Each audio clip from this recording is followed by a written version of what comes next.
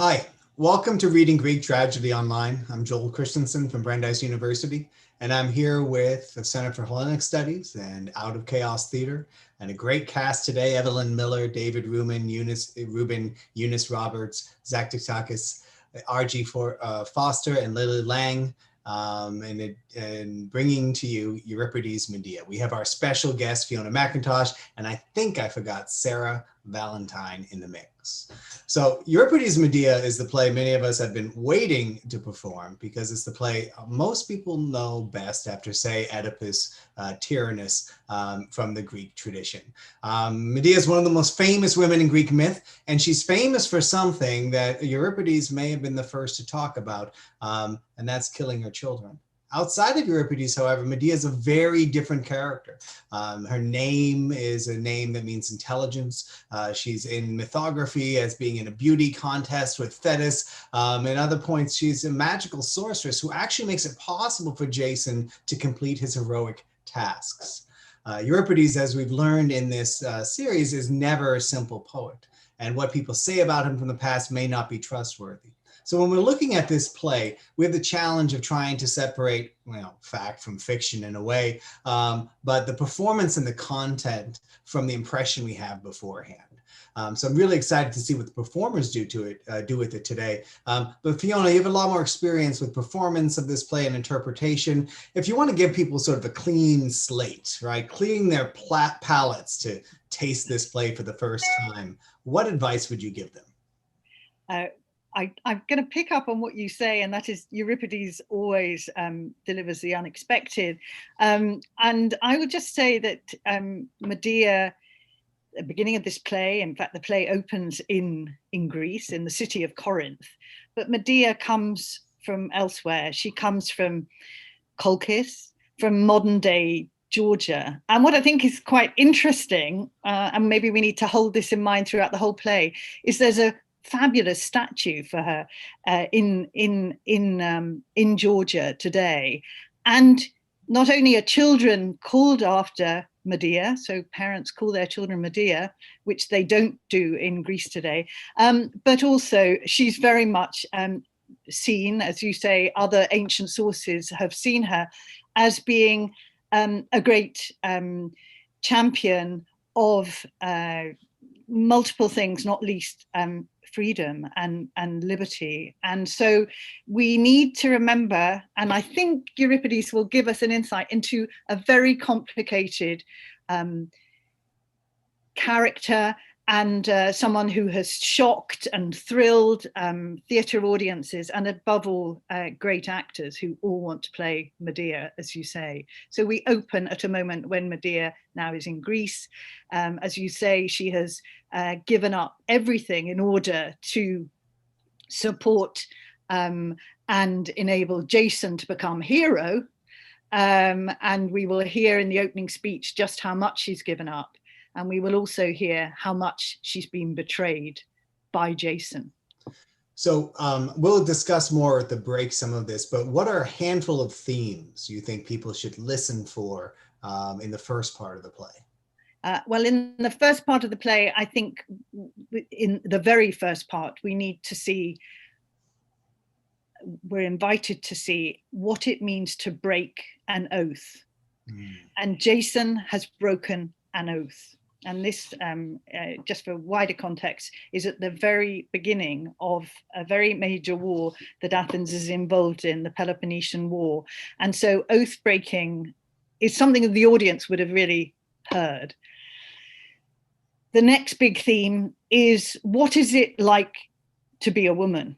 And what is it like, above all, to be a woman who doesn't come from the place where you now find yourself? So what is it like to be an outsider? And so we learn a lot about the status of women, and Medea herself talks about how difficult and how unfair the lot of women is in the marital state. And that's something that the chorus of Corinthian women, the local women, really understand and really sympathize with. So I would say, and indeed we may discuss later, this has really been seen since the beginning of the 20th century as a great feminist play. And there's a magnificent choral ode that you will hear tonight, which says really, even more radical than some of Medea's speeches, just how important it is to right wrongs in a kind of gender war, if you like. So those to me are the most important themes, but we also see someone who is an extraordinary performer, who can play the role that's necessary to get the right result. And we are with her, rooting for her for a lot. Well, in my case, for at least 7/8 of this play. I probably say more about myself, but I'll wait and see how people feel at the end, maybe. So to start out then, some themes that have nothing to do at all with today, right? Oath breaking, gender equity, and what it's like to be a foreigner in a country in trouble. We're going to do the play in 2 big parts today with some discussion in the middle. And then at the end, we're going to talk about our winners, I think, from our Playing Medea contest. And we'll have some other announcements as well. So stick around for the whole thing. For now, we're going to do the first part of Euripides Medea.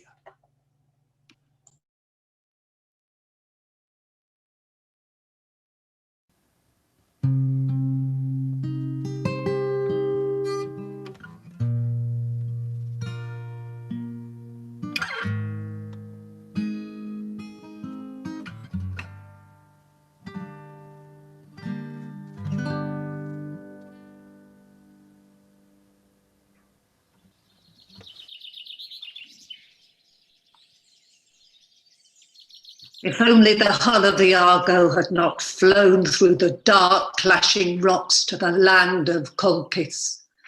If the pine in Mount Pelion's forest had never been cut and supplied oars for the Argonauts in quest of the golden fleece for Pelias, then my mistress Medea would not have sailed to the towers of Iolcos, her heart dazed with love for Jason, nor persuaded the daughters of Pelias to kill their father.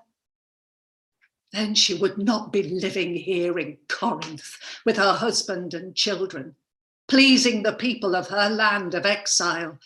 She helped Jason himself in every way. When a woman does not oppose her man, the greatest security is hers. Here come the boys, done with their games. They're not thinking of their mother's troubles. Young hearts are not fond of sorrow.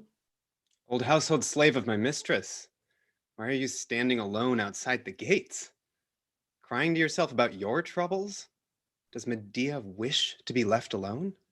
Companion of Jason's children, when the dice of our master's fortune roll badly, it touches the heart of good slaves. I felt such an overwhelming grief that I longed to come out here. Isn't that poor wretch done moaning yet? I envy your ignorance.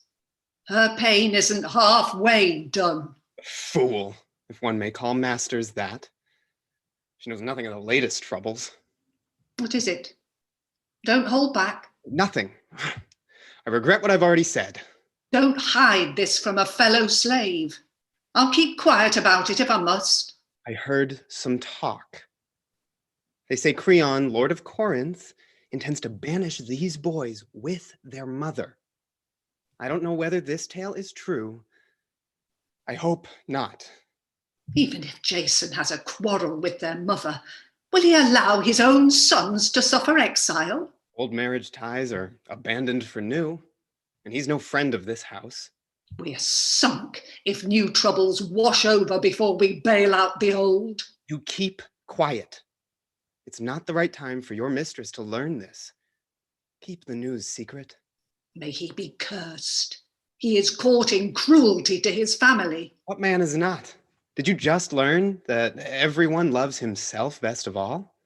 Because of his new bedmate, their father does not love these boys. Go inside the house, children. You must keep them out of the way as much as possible. Do not let them near their ill-tempered mother. Her rage won't end, I know well, until it blasts someone. May it strike enemies and not friends. Oh, misery. I'm miserable in my troubles. Oh, I wish I were dead. Guard against her fierce temper and willful mind. Now go. Go in as quickly as possible. Clearly that cloud of woe will soon flash with still greater passion. What will her untamed spirit do when bitten by such evil? Women of Corinth, I've come out of the house to avoid reproach. I know that many people prove themselves arrogant, either behind closed doors or in public. Others win a bad reputation for indifference just by living quietly. It isn't right for people to hate at a glance before understanding the core of a man. A foreigner certainly must conform to the state. Even for a citizen, I don't approve if he carelessly pleases himself while offending his fellows. But for me, this unexpected catastrophe has destroyed my life. I know well, the one who was everything to me has turned out to be the worst of men. Of all who can live and can think, we women are the most miserable species. We must buy a husband with abundant goods and an evil even more hurtful than the initial purchase. Take him as master of our body. That's the greatest challenge, whether we win a bad husband or a decent one. Divorce ruins a woman's reputation, nor is it possible to refuse a husband. Without instruction at home, you must be a prophet to understand new habits and customs and what sort of bedmate you will need to manage. If we do a good job with that, and a husband lives with us without protesting the marriage yoke, then our life is enviable. If not, better to die. When those at home annoy a man, he leaves, ending his heart's distress by turning to a friend or companion, while we women must look to one soul alone. They say we live in a house. They say we live a life in the house without danger, whilst they fight with spears. They think wrongly. For I would rather stand in the line of battle 3 times than give birth once.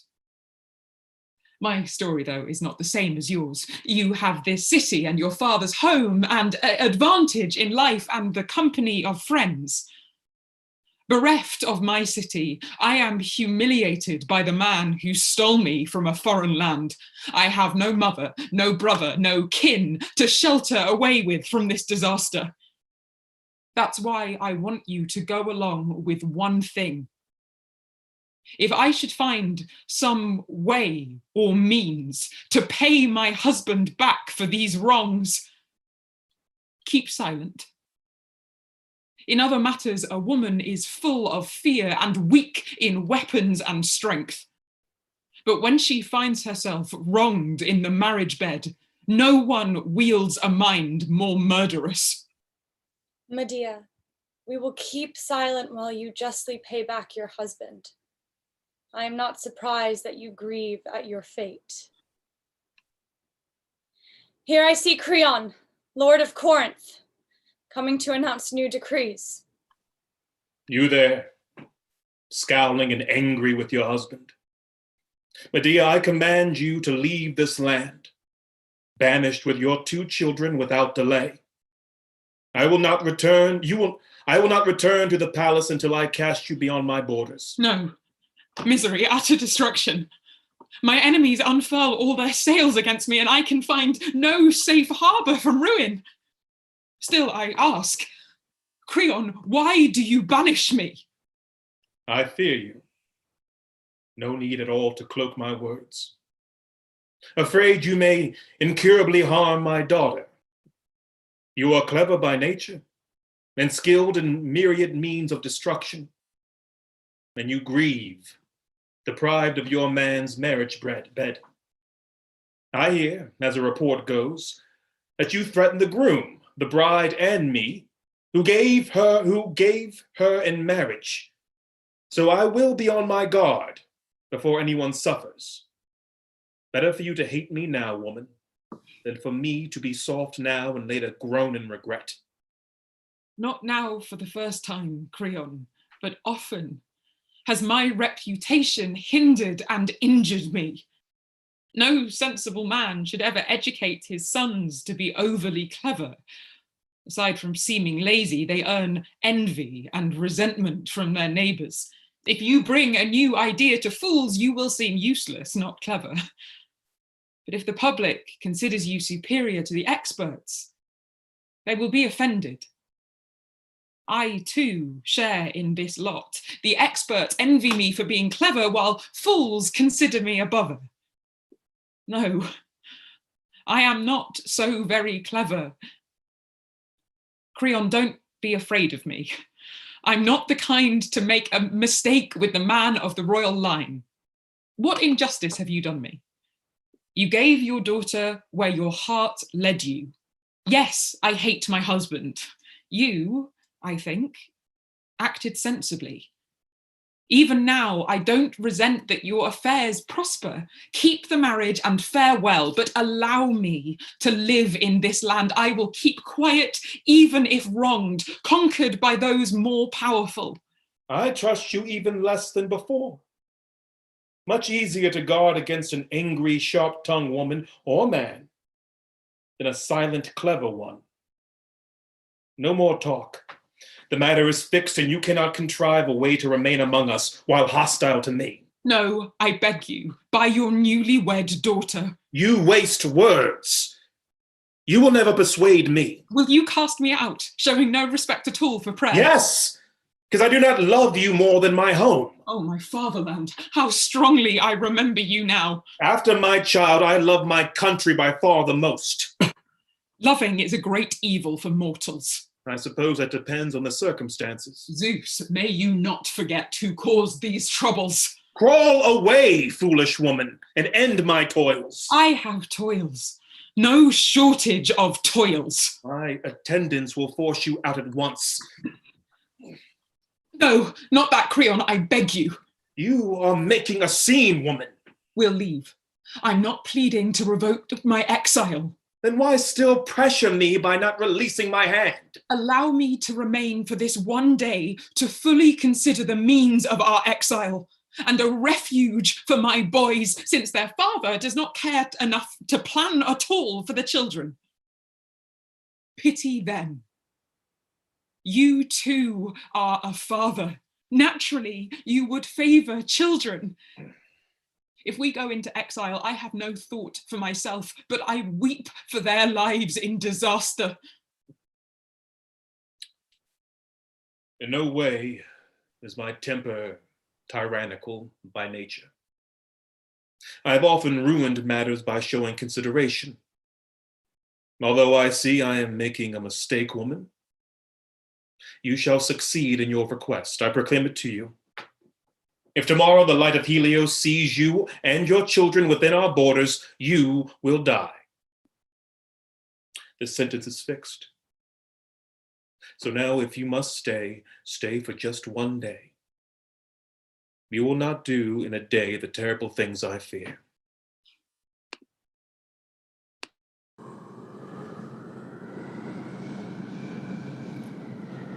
Holy rivers run upstream.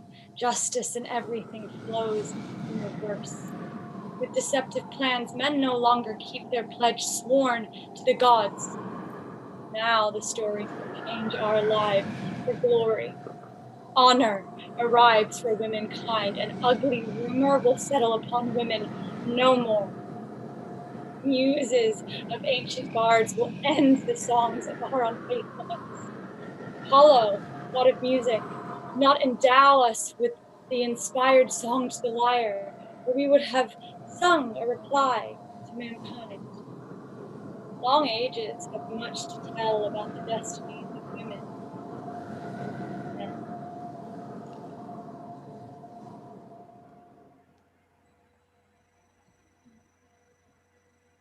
Not now for the first time have I observed, but often,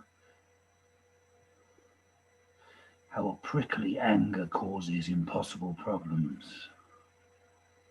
Although you could have stayed in this land by lightly bearing the deliberations of your betters, you will be banished for your foolish talk. It doesn't matter to me that you never stop blathering that Jason is the worst possible man. But with your talk against the royal family, consider it profit that you are only punished with exile. While I always tried to calm the anger of the king and wanted you to stay, you hung on to your stupidity, always slandering the royal family. So you are banished from here. Nevertheless, not denying the family, I have come to provide for your welfare, woman, so that you might not be poor while in exile with children, nor in need of anything. Exile brings with it many troubles. Even if you hate me, I cannot ever think badly of you. Vile bastard. You come to me. You come here, most hated by the gods and me and all the human race. Such confidence is not courage to face the family you have wronged, but the greatest of all diseases among humans, brazen shamelessness. I will begin at the beginning. I saved you, as all the Greeks know who sailed in the Argo with you, when you were sent to yoke fire-breathing bulls and sow the field with a deadly crop. I killed the sleepless dragon that kept the golden fleece in its tangled coils, and so held up the light of salvation for you. After I betrayed my father and my home, I went with you to Iolcus, more eager than wise. There, I killed Peleus in the most dreadful way to die, at the hands of his own daughters, destroying his whole house. Then, after you benefited from all that I did, worst of men, you betrayed me and took a new bride, even though you have sons. If you were childless, one could understand you lusting for a new bed. Trust in oaths has vanished. I cannot figure it out. Do you think that the gods then in power no longer rule? Or that new laws now prevail for humans? Since you know full well that you broke your oath to me, the pledge of my right hand that you often clasped, these knees grasped falsely, beseeched by a wicked man, I missed the mark in my expectations. What can I expect to gain from you? Where shall I turn now? To my father's house, which I betrayed along with my homeland to come with you? Or to Peleus's wretched daughters? They would give me, their father's killer, a warm welcome in that house. My kin in Colchis despise me, and for your sake I made enemies of those Greeks whom I need not have hurt. In return for all that, you made me blessed among Greek women. Unlucky me, I have marvelous, trustworthy you for husband, while I flee the land, bereft of friends, discarded, alone with children. Alone. A fine reproach for the new bridegroom that your sons wander as beggars, and I too, who saved you. Zeus, why did you give humans signs to clearly identify counterfeit gold, but no mark on a man's body to distinguish the bad among men? Terrible anger and hard to heal when kin clash with kin. It seems I must prove myself an eloquent speaker, woman, like an alert pilot on a ship to run from under your yapping tongue. Since you raise a monument to gratitude, I consider Aphrodite alone the saviour of my expedition, of all gods and humans. You do have a subtle mind, yet to detail the whole story of how Eros compelled you with his inescapable arrows to save my skin would cause resentment. I will not itemize it too precisely. Where you really did benefit me, you didn't do badly. In return for my salvation, though, you got better than you gave. First, you live in Greece instead of a barbarian land, and you know justice and the rule of law that doesn't bow to force. Second, all Greeks know you are clever and have fame. If you lived on the mountainous edge of the earth, nobody would know your story. I would rather have a remarkable destiny than either a house full of gold or a song more potent than Orpheus. I tell you these things about my labours because you started a contest of words. As to the royal marriage for which you reproach me, I will show that in this matter I have been clever and sensible, and also a great friend to you and my sons. But keep calm. When I moved here in exile, dragging along my many inescapable disasters, what luckier find could I have found than the king's daughter to marry? Not because I hated your bed. That's what truly grates you. Or struck with the desire for a new bride, or eager to hold a baby-making contest. The current sons are sufficient, but most importantly, so that we might live well and not lack things. Knowing that everyone flees the path of a friend without means, and that I could raise sons worthy of my house and so brothers for the children from you, set them on the same footing and prosper by merging the family line. Why do you need sons? It is profitable for me if future children benefit those alive now. Surely, I've not planned badly. You would agree if sex didn't grate at you. You women have reached a point where you think that if things are right in the bed, you have everything. But if any misfortune to the marital bed happens, then you consider the best and finest as the worst. Mortals should have another way to father sons, and no need for the female race. Then mankind would have no trouble. Jason, you presented this story well. In my opinion, contrary to your judgment, you have unjustly betrayed your wife. How very different I am from mortals in many ways. In my mind, whoever speaks clearly whilst being unjust deserves the most punishment. Confident that his tongue will nicely cloak injustice, he dares do wrong. Yet he is not so very clever. Don't wear a facade of decency to me with a terribly clever speech. One point will knock you out. If you were not evil, you should have persuaded me before making this marriage, not hidden it from your family. Sure, I think if I told you about my marriage, you would gladly pull your oar for it.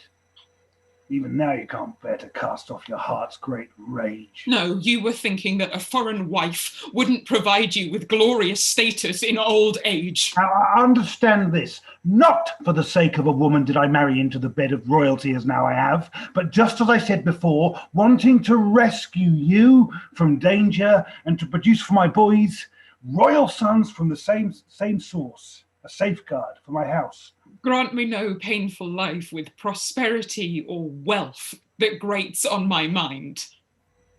Do you know how to change your prayer and seem wiser?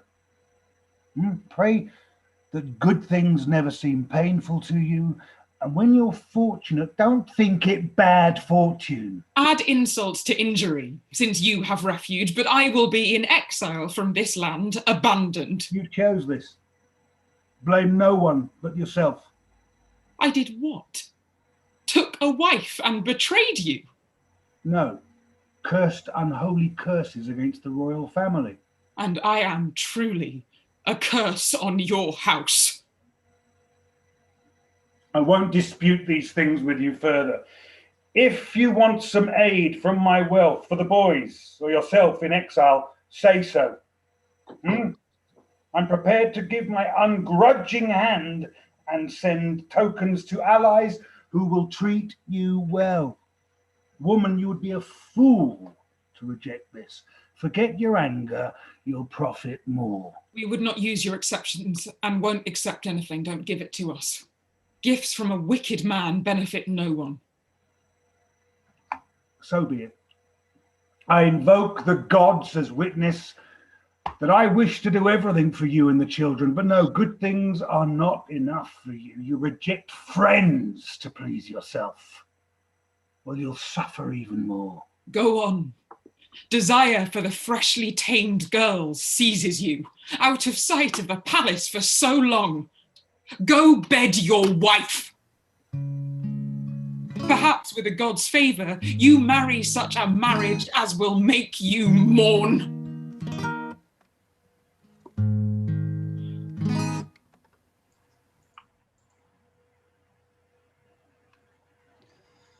So with that scene end, we close one of the most remarkable sort of marriage disputes on the ancient stage. And it's filled with so much. I think, I know that Euripides was one of the first things I read in Greek as a young student with this play, and just the depth of the rhetoric in Jason's speech to Medea, that's enough for many dissertations. But let's start with the themes you mentioned at the beginning, Fiona. You talked about oath breaking, about what it's like to be a woman, and about this theme of sort of the foreign and the domestic. How strong would this argument about oath breaking have struck ancient audiences?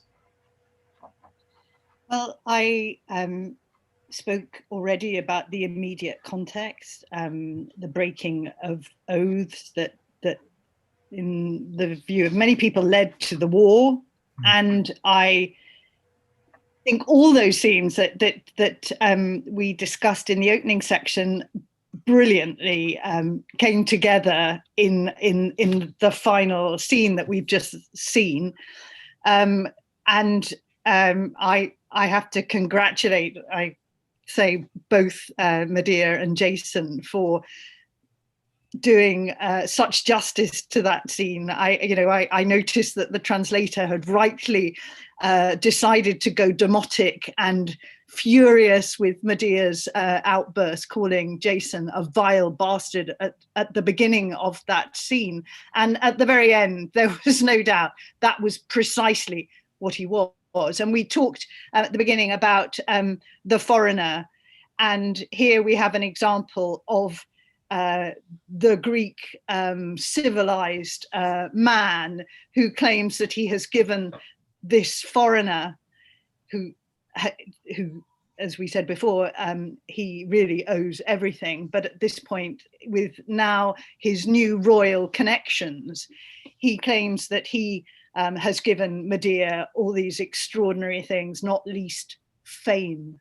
What she tells him is, I gave you everything, you have given me nothing. And at this stage in the play, there is so much personal hurt, pain on Medea's side that she does what anyone would do. I don't say necessarily I speak as a woman, but anyone in any relationship that's falling apart because of the total abhorrent behavior of another, refuses to take anything that he's claiming he's going to give her. And you notice here, like all people who proclaim that they're on the high moral ground, he offers to help her with contacts.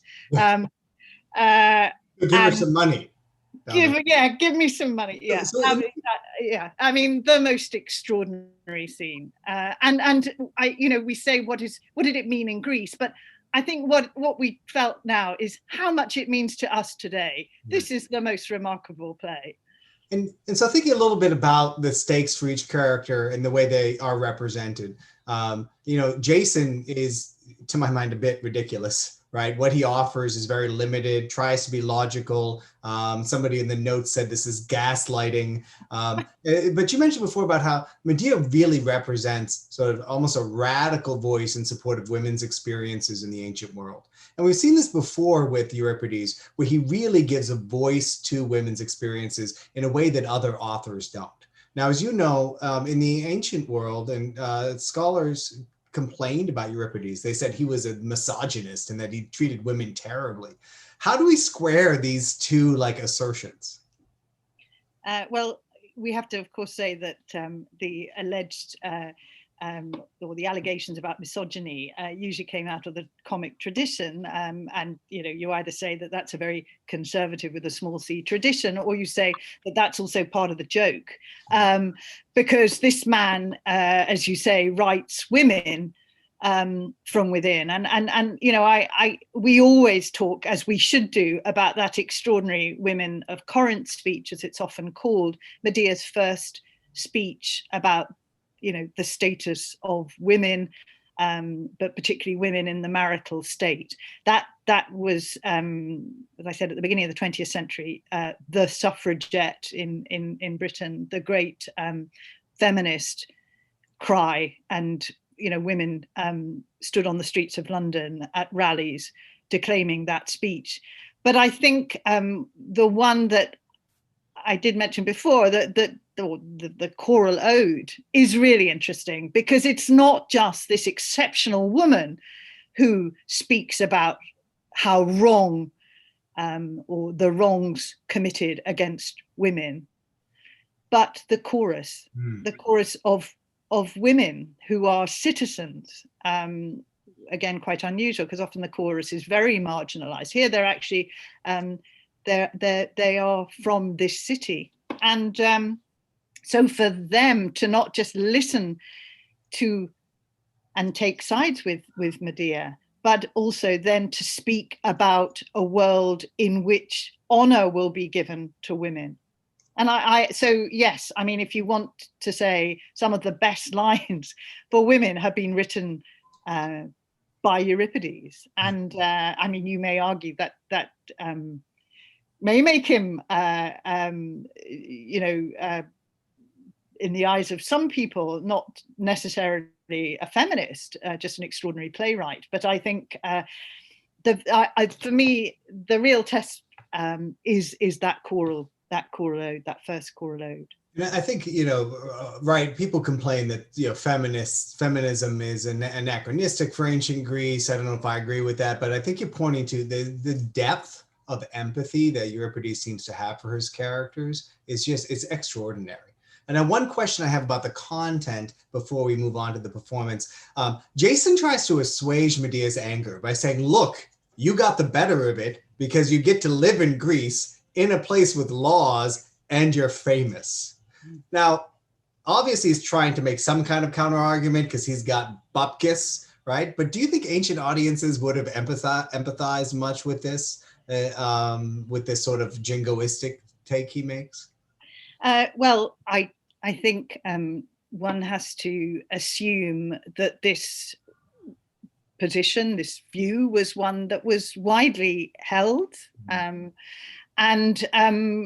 that, of course, doesn't mean that many of the tragedies we have offer us a counter view. And presumably, like in all good theatre, the ability to hear the voice of the other, the position of the other, and to entertain that one's own position may not be necessarily the right position is the strength of the great dramatist. The reason why you also, as a great dramatist, can ruffle the feathers of the establishment. And so in a way, I would say that if the result was to make the audience think again about their position, that would have been the right thing for drama to do, for theatre to do, whether it succeeded or not. And by the end of the play, and no spoilers here, there may well be many people who settle back into not necessarily precisely Jason's view, but a view in broad terms that identifies that Greece is civilized and that there are other places that are not. So, and I like the way you bring this sort of double ideological move, right? We bring these things into dialogue and we, see what happens to the audience before we resolve. So the second part of the play is very different from the first, and you don't want to ruin the end. But what are a few themes you'd like ask people to look for tonally to experience this second half fully? We're going to see another scene between Medea and Jason, and I think you have to listen for the changes of tone. We're also going to see an extraordinary scene, a scene where Medea is with her children. That is one of the most complicated speeches. Very interestingly, you might want to bear in mind that classical scholars felt that there were lots of lacunae, lots of gaps in the text, because Medea seemed to keep changing her mind. I think most people today realize that's precisely the point, that she does not know, and she tells us which way to go. And that speech is extraordinary. And then we need and we will be shocked, amazed by the very final scene. And that isn't a spoiler, actually, because you will be amazed, because I've talked already about the second scene with Jason. You've got a treat in store for the final encounter between Medea and Jason, if you don't know the ending of the play. Thank you, Fiona. So we'll do the second half of the play now. In the meantime, between when we ended the action and got ready for this one, Medea encounters Aegeus, the king of Athens, who's there on a personal mission. She recounts what has happened and sort of negotiates going into exile to Athens when he pities her and swears to give her sanctuary. After he does so, Medea then turns to plans for her departure and begins to carry them out.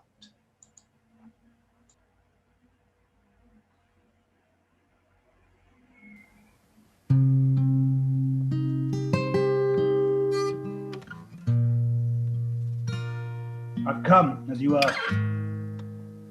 Woman, what new business do you wish of me? Jason, I beg you to be understanding about what I said. One expects you to bear my moods, since our long love has prepared the soil. I talked it over and scolded myself. Stubborn woman, why be mad and bear hard feelings against those who plan well? Why stand as an enemy to the ruler of the land and to my husband, who acts most favourably for us, marrying a princess and fathering brothers for my children? Shall I not divorce my passion? What's wrong with me? With this in mind, I realised I had been misguided and pointlessly enraged. So now I praise you. You seem sensible to make this alliance, and I thoughtless. We women are such as we are. I ask for pardon and claim that I reasoned wrongly then, but now reconsider for the better. Oh, boys, come here, come outside, welcome your father. We made a truce and the rage is gone. Clasp bright hands. Oh, my boys. Will you reach out your dear arms like this your whole long life through? I am miserable, close to tears and full of fear. My quarrel with your father is over at last. This tender sight fills me with tears. A fresh tear falls from my eye too. May greater harm not follow this one. I approve, woman, and I don't blame you. One expects females to get mad when husbands smuggle in other marriages. But your heart has changed for the better. You recognize the winning plan at last. These are actions of a sensible woman. Sons, your father has most thoughtfully created great security for you, God's willing. I believe you will yet be among the elite, with your future brothers here in Corinth. Grow up, and the rest your father will handle with whoever of the gods is kind. May I see you when you've grown into strong young men, triumphant over my enemies.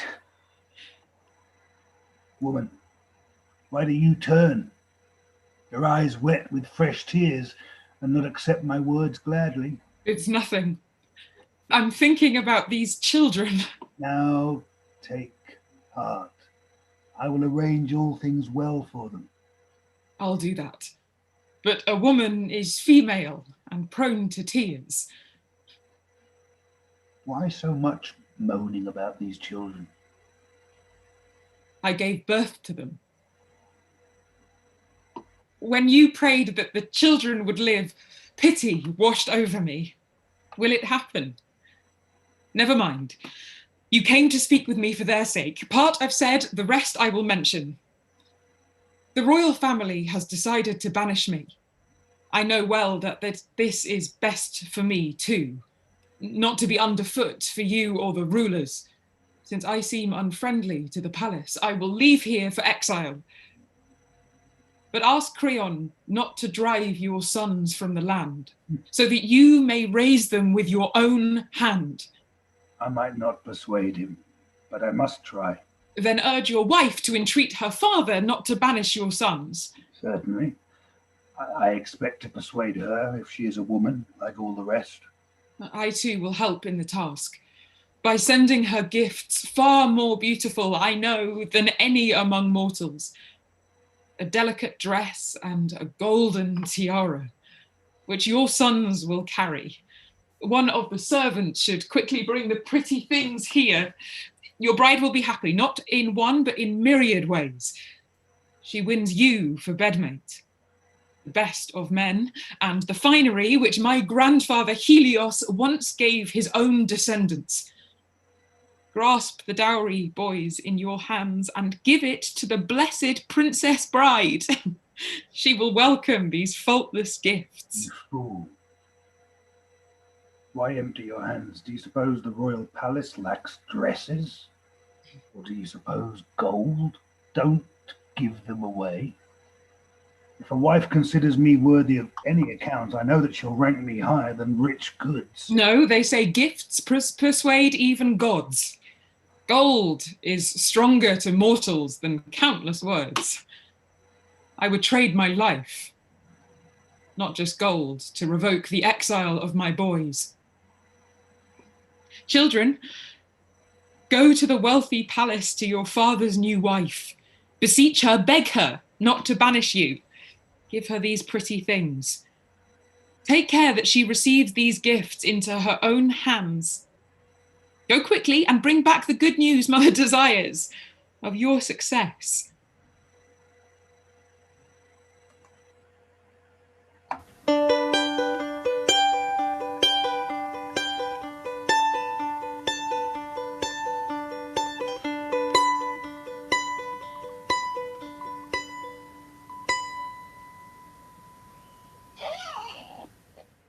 Mistress, your children have escaped exile, and the royal bride gladly accepts the gifts. There is peace for the boys. What? Why are you upset with good fortune? Surely I'm not the messenger of misfortune without knowing it. Was I wrong to think it good news? Why are you crying? Necessity forces me. Take heart. Your sons will bring you back yet. You are not alone in being parted from your children. Human beings must lightly bear misfortunes. So I will. But go inside and prepare for the children's daily needs. Boys. My boys, this is your city where you will live, forever deprived of your mother, leaving me in misery. I go to another land, a refugee. before enjoying you and seeing you happy, most miserable from pleasing myself. I raised you in vain, after all. In vain I laboured and was torn apart with pains, bearing cruel grief in childbirth. This unhappy woman once had many hopes in you, that you would take care of me in old age, and all would envy me when I die, since your own hands would shroud me. Now these sweet thoughts perish. Oh, boys, why this look in your eyes? Why do you smile your last smile at me? Oh, what should I do? Women, my heart is utterly lost looking into the bright eyes of my children. I cannot do it. My plans. I will take my boys from this land. And yet, why should I suffer? Do I want to be mocked for not punishing my enemies? I must dare to do this. Such cowardice to even admit soft words in my mind. Children, into the house. Whoever thinks it not right to attend my sacrifice, stay at your own risk. Oh no, truly my heart. Don't do it. Don't do it. No. No. By Hades avengers, this can never be, that I surrender my boys to my enemies for abuse. Anyway, what's done is done. My boys, give mother your right hand to caress, dearest hand. Children's mouth, noble form, and face so dear to me. May you be happy. But there, your father took away life here. Oh, sweet embrace. The soft skin and sweetest breath of my children.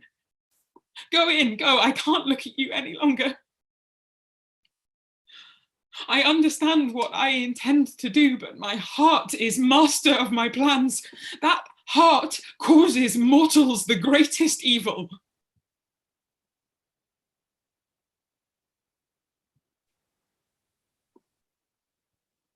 Often we speak about subjects more subtle and engage in debates greater than womankind should seek. For the sake of wisdom, the muses also speak with a few of us, not all, maybe one among many. Yet the muses do inspire a small group of women. We say those who never bear children nor have anything to do with them find greater happiness than parents.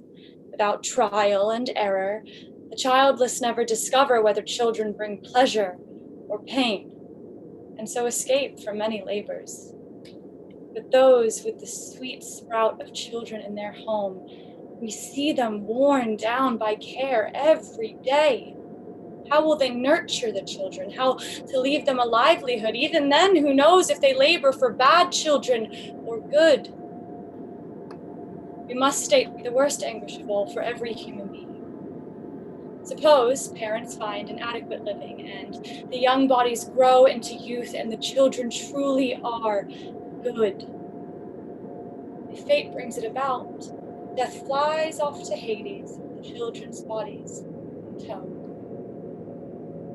How is this most painful sorrow piled onto the rest that the gods inflict upon mortals worthwhile for the sake of children? My friend, after waiting so long, I'm watching to see how the affairs in the palace turn out. Look, a messenger approaches.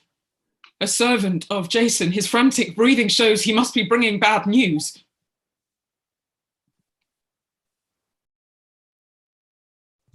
Flee, Medea, flee. Neglect no transport by land or sea. What has happened that merits my flight? Just now the royal princess and her father, Kreon, too, perished from your poison. You tell the loveliest tidings. You'll be among my friends and benefactors from now on. What are you saying? Woman, are you thinking straight? You fear no consequences after assaulting the hearth of the royal family? I could offer some rebuttal, but don't be hasty, friend. Tell me, how did they die? You would please me twice as much if they died horribly. When the two children, your offspring, arrived with their father and entered the newlyweds' apartment, we were pleased. We slaves who wearied of your troubles. Straight away, our ears picked up the talk that you and your husband had resolved your quarrel. One of us kissed a little head, another a child's blonde head. I even followed the children into the women's quarters. The mistress we honor now instead of you eagerly kept her eye on Jason until she saw your two children. Then she covered her eyes and turned her pale cheek, loathing the boy's entrance.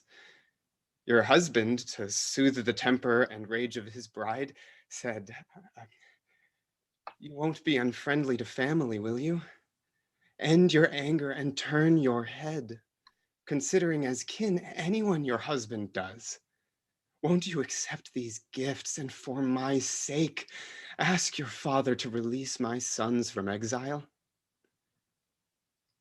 When she looked at the finery, she could not resist, but agreed with her husband on everything.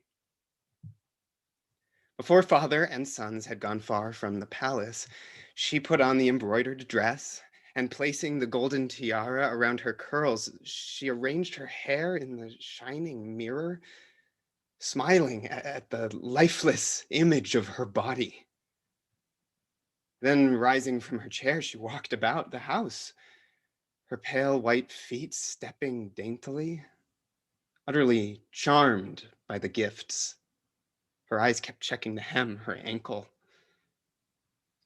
After that, it truly was a terrible sight to behold. Her skin changing, her limbs trembling. She staggered, bent over, fell into a chair, nearly sinking to the ground. An old servant entered, and thinking either divine possession by Pan or another god, raised a joyous cry until she saw the white foam frothing from her mouth, the pupils of her eyes rolling back, and her bloodless skin. Then, instead of a cry of joy, the old woman sang out a loud shriek. Straightway, one servant rushed to her father's quarters and another to her new husband to tell them of the bride's calamity. All the palace pounded with a flurry of running. Before a fast sprinter could reach the finish line in the last leg of a stadium race, the poor girl, mute, with eyes shut tight, started up, groaning terribly. Twofold pain attacked her. The golden tiara, encircling her head, shot forth a miraculous stream of all-devouring fire, while the delicate dress ate the white flesh of the bedeviled girl. The gifts from your children.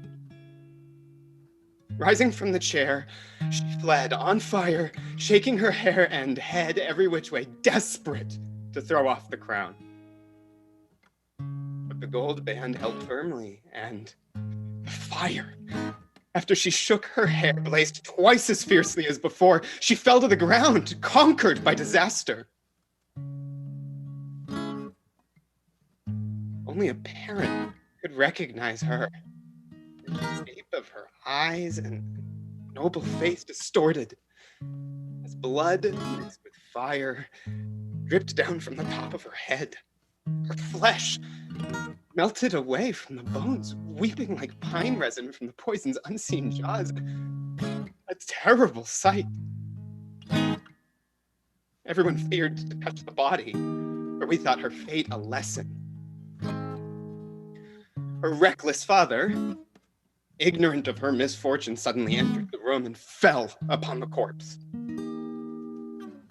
Throwing his arms around her, kissed her, and said, "My poor daughter, what god destroyed you so dishonorably? Who makes childless an old man near his grave? Oh, may I die with you, my child."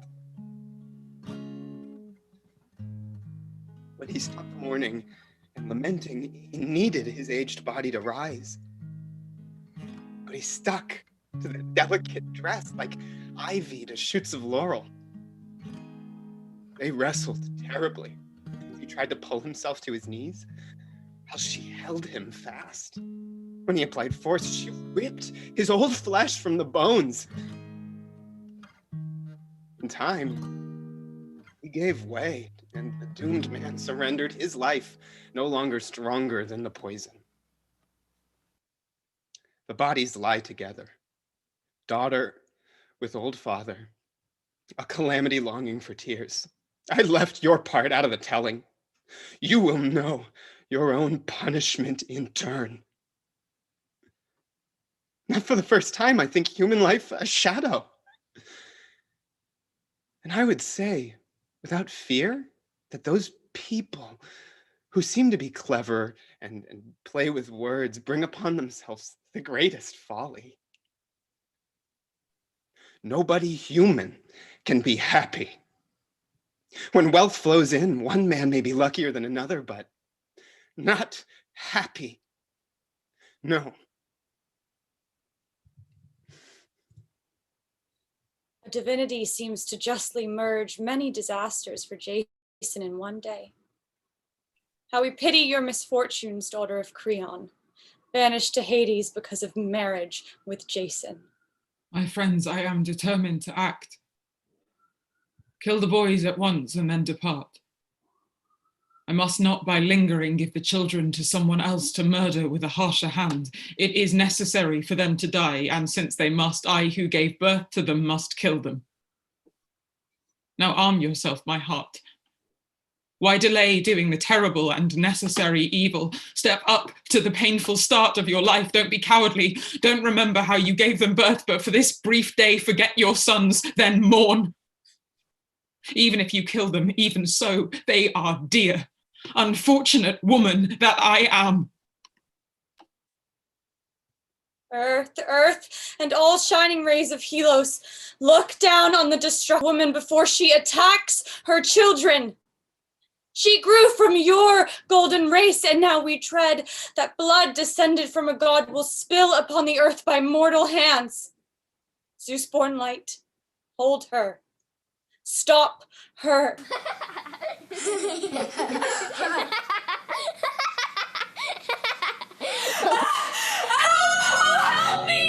hear us shout?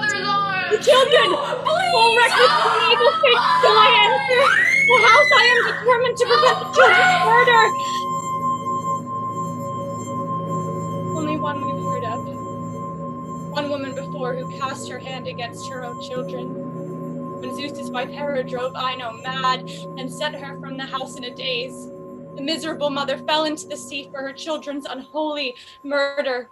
Stretching a foot over the sea cliff, Ino perished, dying with her 2 sons.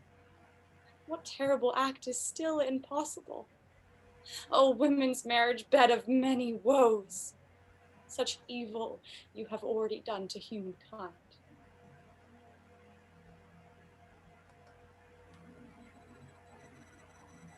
Woman standing out here. Is she in the house? She's done terrible deeds. Medea. Or has she already fled? She must be hidden beneath the earth, or her body aloft on wings into the high ether, not to pay the just penalty to the royal palace. Does she think she can escape from this house unpunished after killing the rulers of the land? But forget her. My thoughts are for the children. Those she harmed will do the same to her. I came to save the lives of my sons, fearing that the king's kin would act against us to exact retribution for their mother's unholy murders. Miserable man. You do not know your troubles, Jason, or you would not have said those words. What is it? I expect she wishes to kill me too. Your sons are dead by their mother's hand. What do you mean? Woman? You destroy me. Open the gates to view the murder of your children. Fasten the bar quickly. Release the lock so I can see the double evil, the dead and her. to exact justice.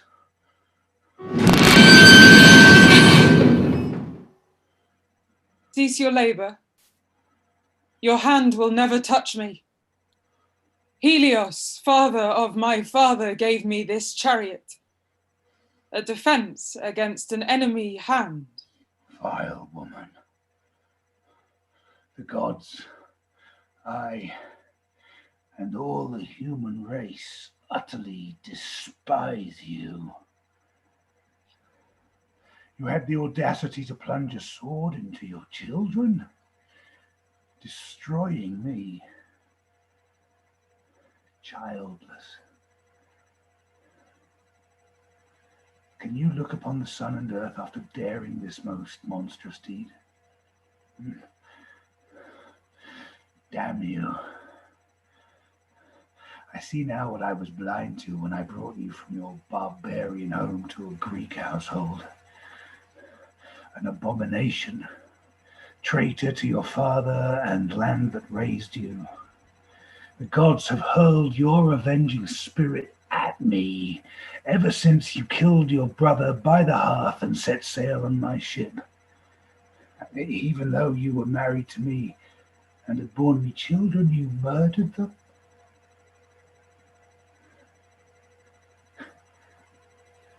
All because of sex and a marriage bed. No Greek woman exists who would ever dare this. Yet I picked you to marry a hateful, destructive marriage for me. A lioness, not a woman. More savage than the Etruscan Scylla. Die, you shameless, polluted child killer. I would say much to refute your tale if Father Zeus did not know how you benefited from me and what you did. You could not dishonor my bed and live a delightful life mocking me. The princess and Kreon, your marriage broker, could not have the impunity to throw me out of here. That's the way it is. Go on. Call me a lioness if you wish, and Etruscan Scylla. I attacked your heart as needed. You hurt yourself and share in the suffering. True, but it's worth the pain to still your laughter. Oh, children. What an evil mother you had. Boys, a sick father destroyed you. No. My right hand didn't destroy them. But your arrogance and new marriage did. Yeah. For a sensible one, you are pure evil. The gods know who began this calamity. They know well your despicable mind. So despise me. I loathe your bitter voice. Just as I yours. So parting is easy. Let me bury these bodies, and then No. I shall bury them with my own hand, bringing them to the sanctuary of Acta, where no enemy can abuse them, digging up their graves. I shall establish for all of time in this land of Sisyphus a hallowed festival and due rites for this unholy murder. I will depart, and you will die badly, as a bad man deserves. May the furies, the children's furies, and deadly justice destroy you. What god or spirit listens to you, oath, liar, and deceiver of allies? Foul abomination, child killer! Go home and bury your wife. I go, deprived of 2 children. You don't mourn yet. Just wait for old age. Dearest children. Dearest to their mother, not you. The misery. How I long to press my sons' dear mouths close to me. You speak to them now, embrace them now. Back then you pushed them away. By the gods, allow me to touch the soft skin of my children. Not possible. You fling words in vain.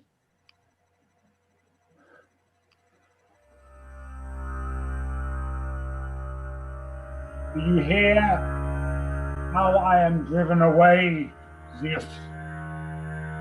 And what I suffer from this foul child-killing lioness? With all my strength, I sing a dirge and invoke the gods as my witness. Medea, you killed my children. Then prevent my hands from touching them, burying their bodies. Only I never had them, to see them slain by you.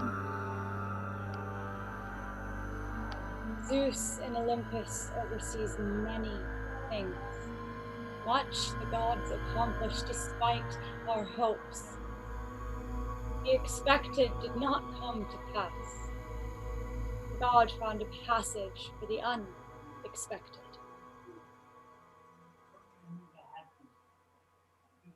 Thus ends this matter of Medea.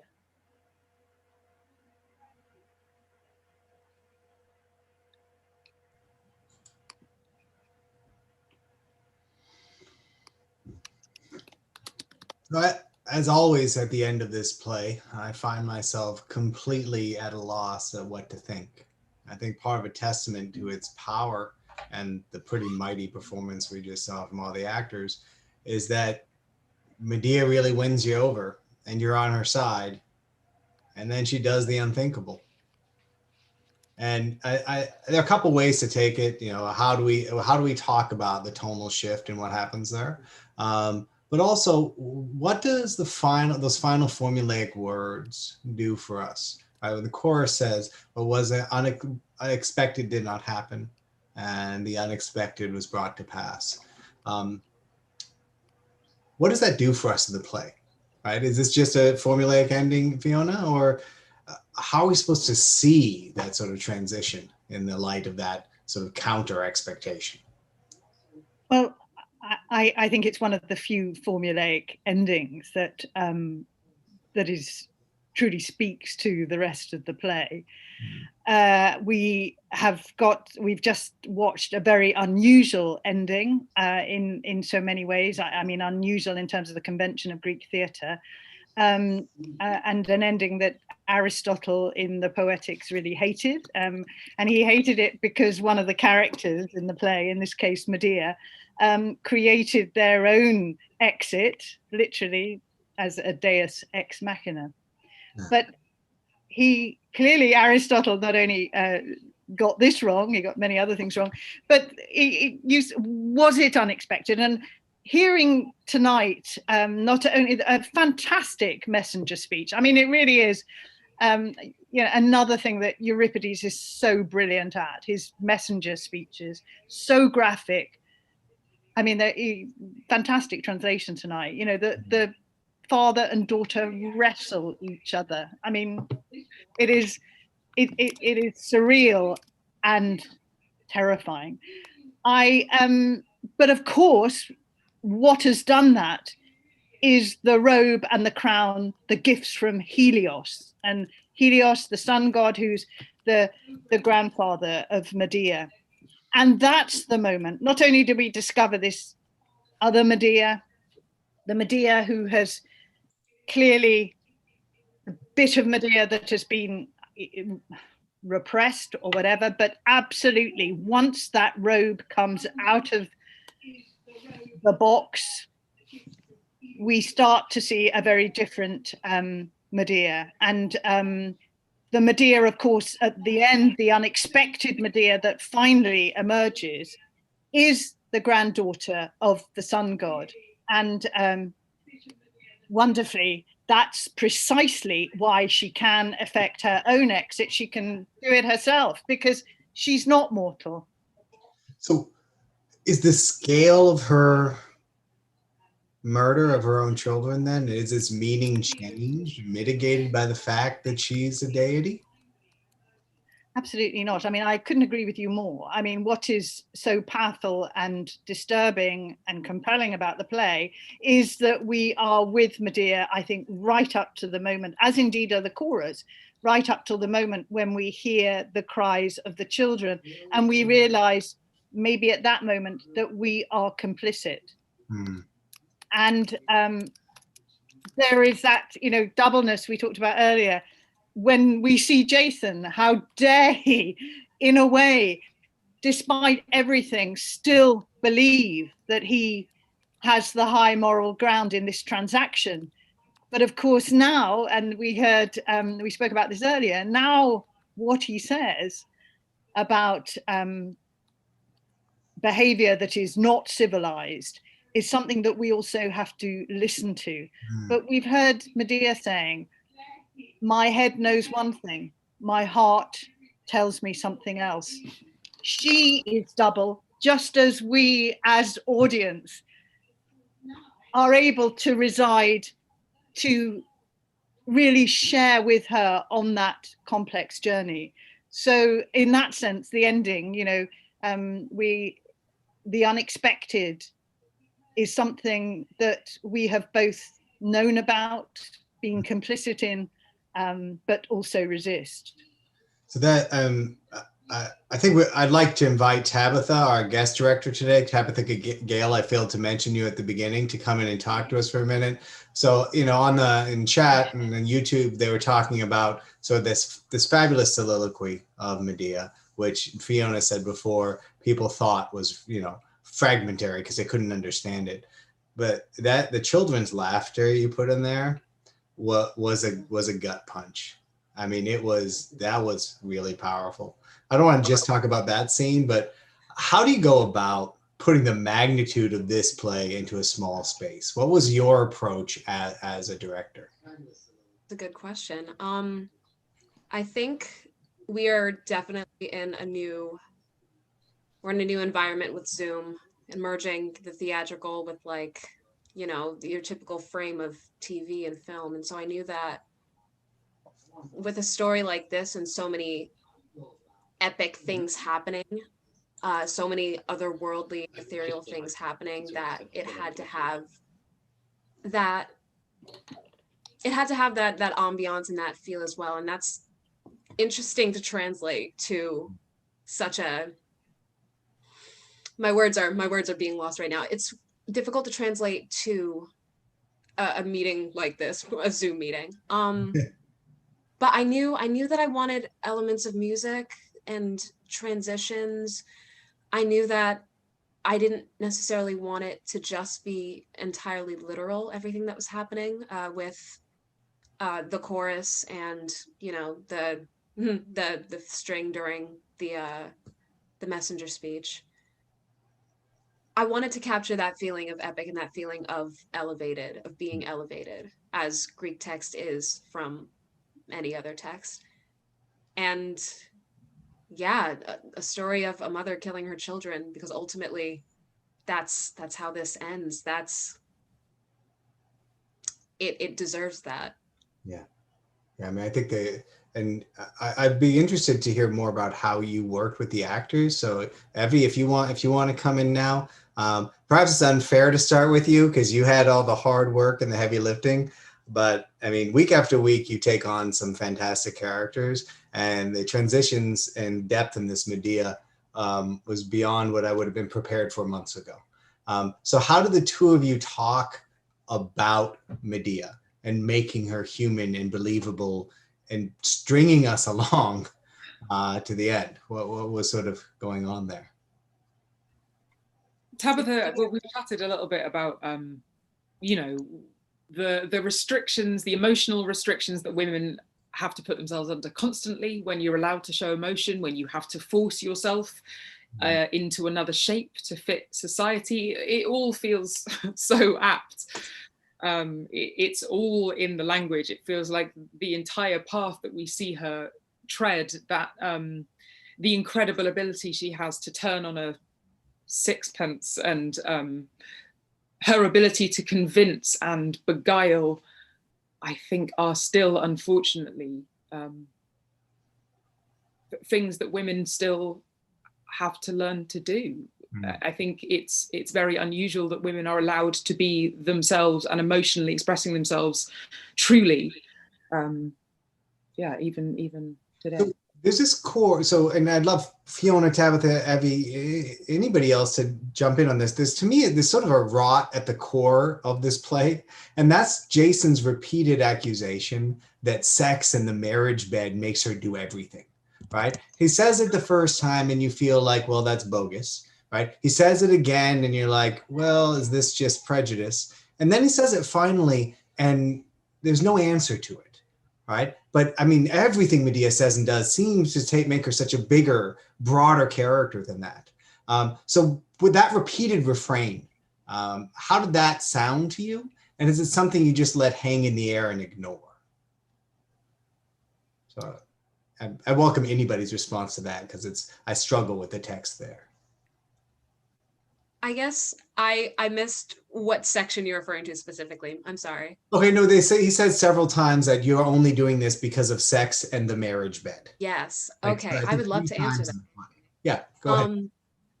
I think there is so much to the betrayal that's happened with Medea. There are so many layers of love and of trust and of, you know, laws of commitment that have been, oaths that have been made.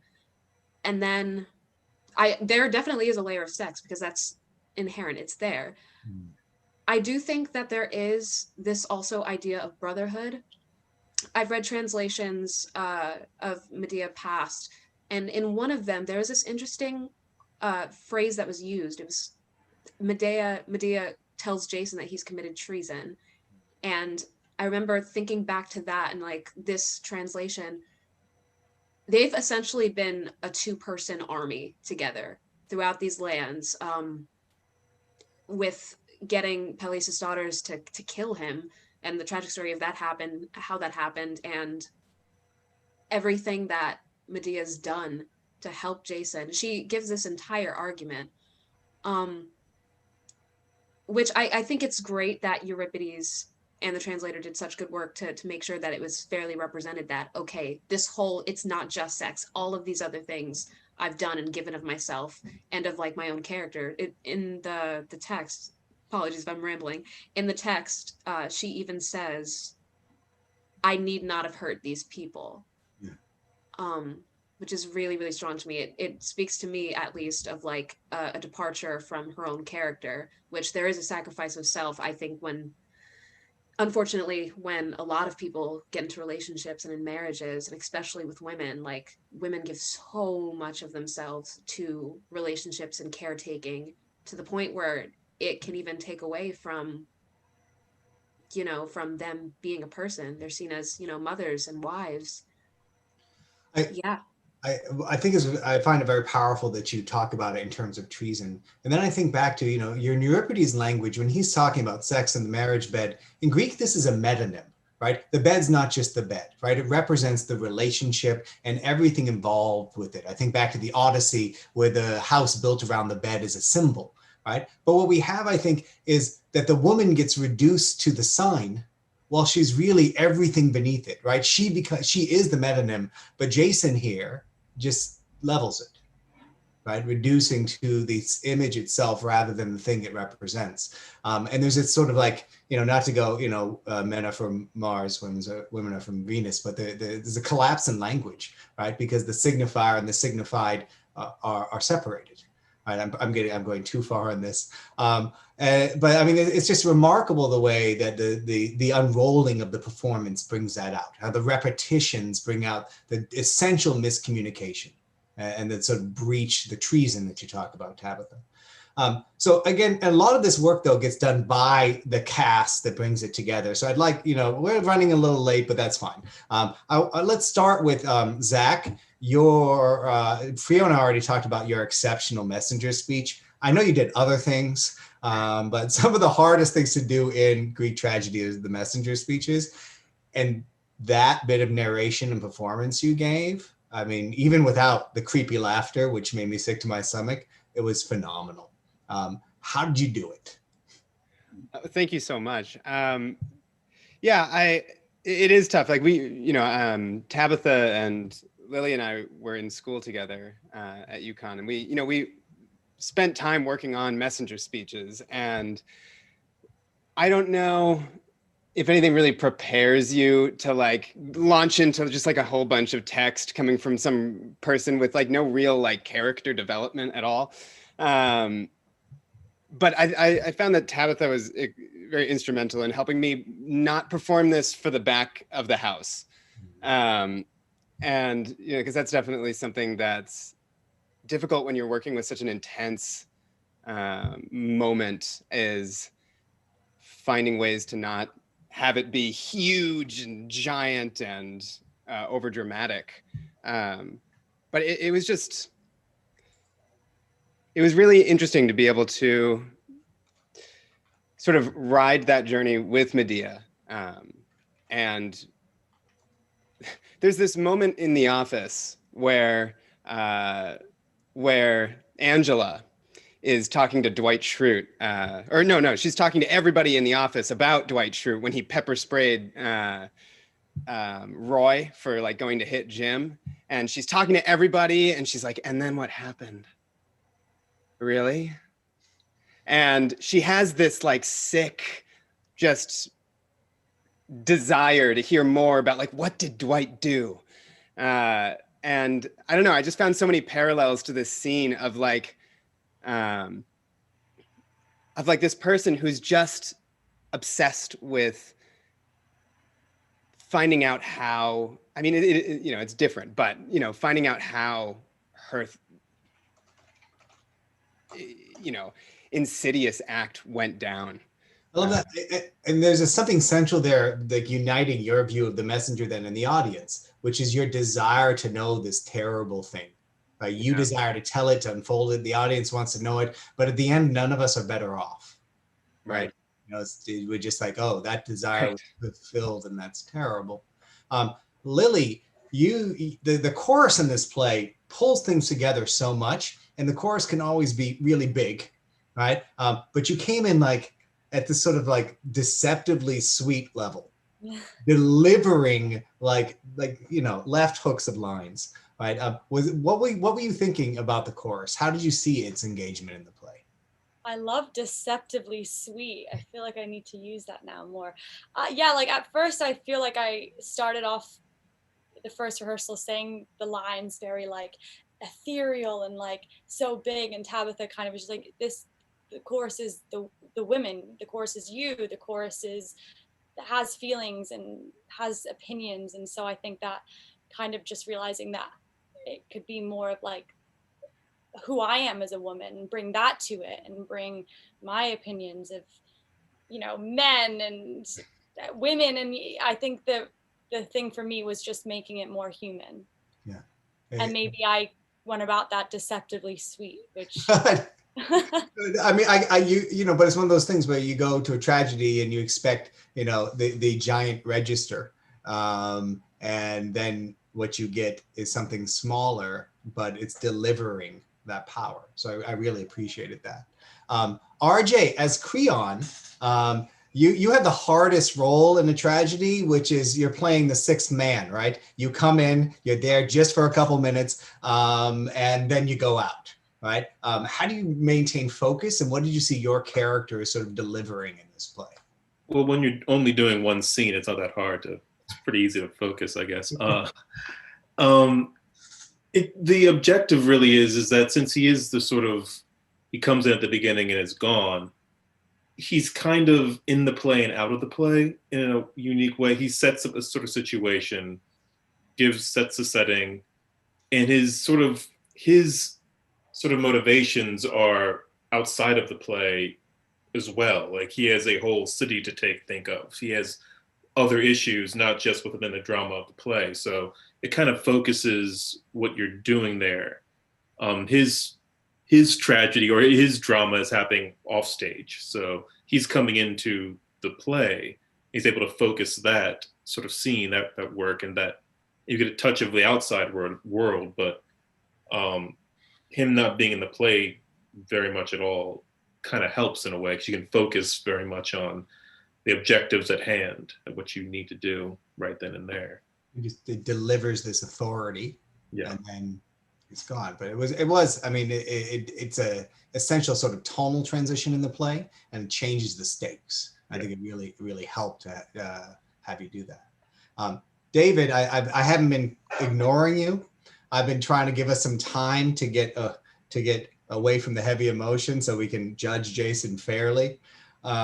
Jason may not be the biggest cad in the history of literature, but he's definitely top 3. How do you go about playing someone like that? How did I go? I mean, it felt very modern. You know, I'm divorced. There was a lot to tap into there. I'm just trying to think. I mean, it felt very modern. Is all I can think. I mean, it felt like a modern relationship. I mean, the language is obviously a bit more less modern, but that's the emotions I was playing with. Trying to tap into my own divorce, and yeah, what's changed? We still reduce everything down to sex when we need to, don't we? Yeah. But I found it remarkable the way that you navigated those emotions.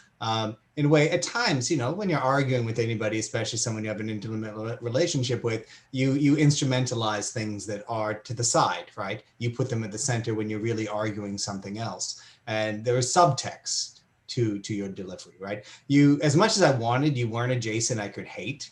I could have contempt for you. But I mean, I think the remarkable thing is that by the end, the worst thing happens, right? And you're forced to see things from Jason's side. I mean, do you see Jason changing in the play, or do you see him as more of a backdrop for Medea's sort of emotional change? I guess that's a choice, isn't it? Does he change? I didn't quite know what attitude to grasp onto, whether, you know, whether there's still love there for her, whether it's pure vitriol. So I mean, I'm still navigating that, I would say. Well, but what came through is that you were a character who didn't know, right? And I think that that's probably true in most like breakups, divorces, until like something tragic happens, right? Yeah, and the other thing that's really interesting is how, you know, the person you love the most can be the person you hate the most. Of course, right? Those harsh emotions. The extremes. Eunice, I'm saving you for last because I know you have something else to talk about too. But the nurse in this play plays an interesting role, right? It's minor, but she really sets the table in a way. What do you see her doing that's sort of essential to the narrative? It's odd in that it's almost like she gives the story away, I think, at the very beginning. In that I think she knows the inevitability of what the drama, what the relationships have been going on, and I think that focus on the little boys, or the little boys are back, put them away safely, keep them safe. It's almost going, they're not going to be safe, you know, and it sort of puts flags up for then the characters to go down like a ski slope, you know, those little, they're not flags, are they? I don't go skiing. But you know, that shimmy. Slalom around them. I don't know what you call them still. But I don't know if it's shimmying either, but it's just, you know what I mean?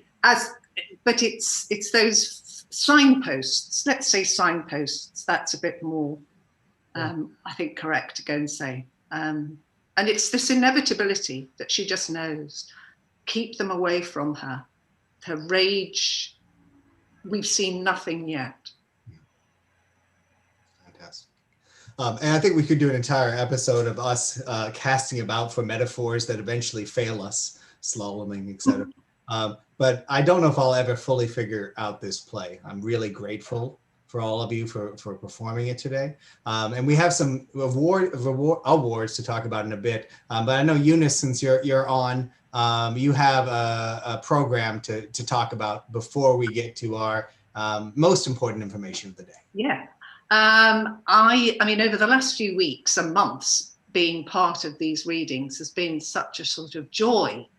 And whilst doing all of this, I'm also the Dean of the British American Drama Academy, which is based in London and has acting programs, a Shakespeare program, summer programs in Oxford, 2 acting programs, one for high school, one for older.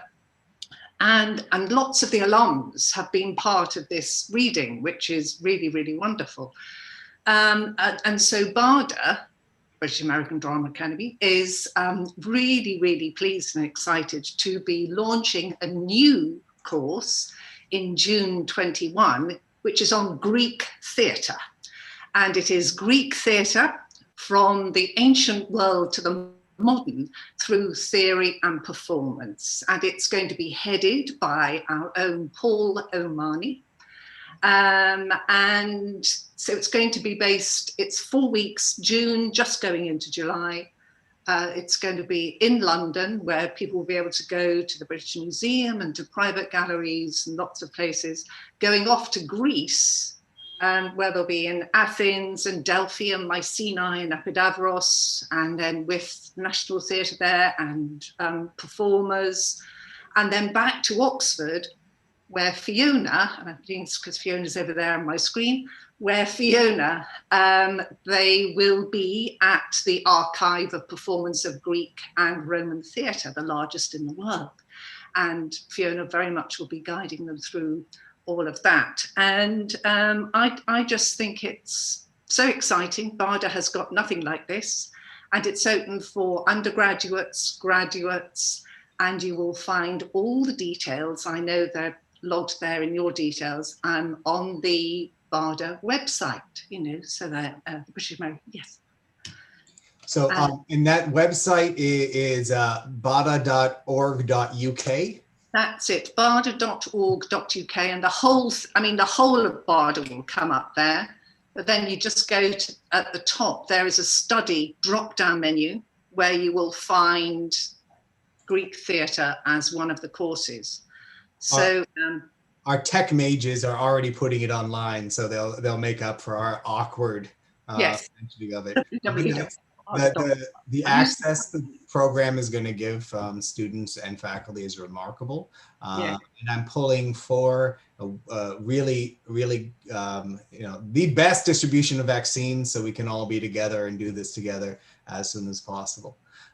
So one of the amazing things about this experience has been creating new networks, meeting new people, and doing things like this that we never had a chance to before. So that's why I'm really happy to pass it off now to Amy and Paul, because one of our ambitions is building, non-hierarchical connections, right? Where we get people performing and talking about it and really thinking about these plays together. So that's one of the reasons why we raised some money to give it all to high school and college students who want to do what we're doing. So Paul, Amy, what have you got to tell us? Well, thank you so much. I'm really excited to, I don't want to say it's the most exciting part of this production because this play was marvelous, but a very exciting part of this production.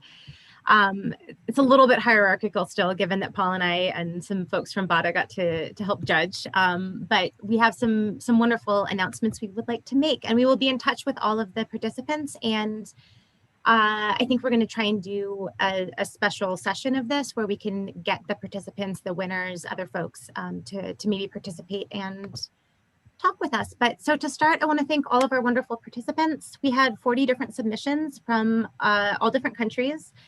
Over 100 actors joined in reading and performing Greek tragedy online. So just a quick thank you to Center for Hellenic Studies, BARDA, Society for Classical Studies, an anonymous donor who doesn't want, being anonymous, but we're able to fund some extra prizes.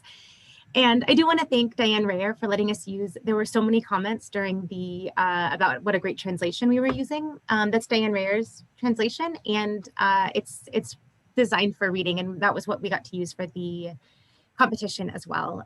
So we had students from all over performing these scenes in the same translation that you heard our actors doing today. So without any further ado, I'm gonna flip over to, okay, so Paul, I don't wanna take all of the exciting announcements. Would you like to jump in and help out with some of the announcements?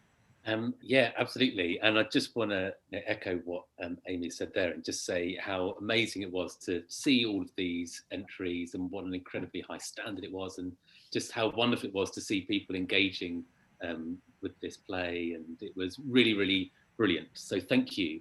And it was a very difficult task to judge the winners, and we got help from Bada and from Tabatha and Evvy and Tim, Eunice, and these you will see now. These are our winners. So our US winner is the I'm going to say Val High School. I should have checked that in advance, probably. And Amy, our Canadian winner is. So Bianca Sanchez Galvin is our Canadian winner, and we will, once we get permission from our winners, we will be making these available to folks. So if you want to see the amazing job that these groups did, we had some spectacular choral performances, some individual monologues. So I'm really looking forward to being able to share these with everyone. Yeah, absolutely, and hopefully you can see up there as well. We've got runners-up of Anne Buckley, Dionysia Buzziotti, Simone Campos, and Christopher Rowe.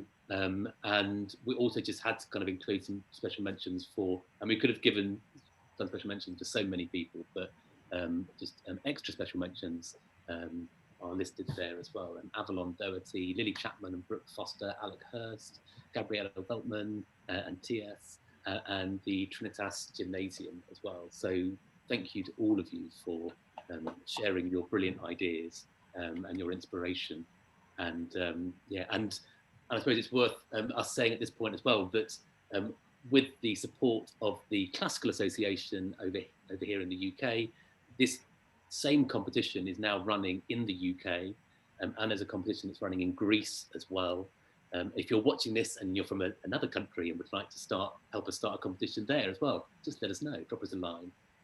We're really keen to just get more and more people engaging with this, and so a big thank you once again. So thank you for our judges, to all of the participants who sent in their videos. We're amazed how many we got in our first year, and we're learning how to run a contest. This has been amazing.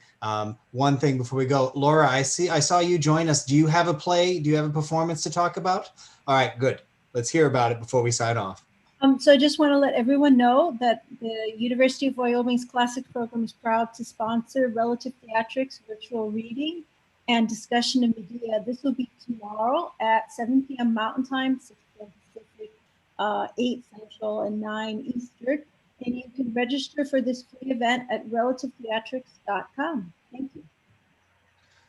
So if you feel like there's a lot going on and too much to follow, you're not wrong, but I would suggest log into one of these performances instead of doom scrolling or watching CNN. The news will be the same 90 minutes later for pretty much the next 20 to 60 days.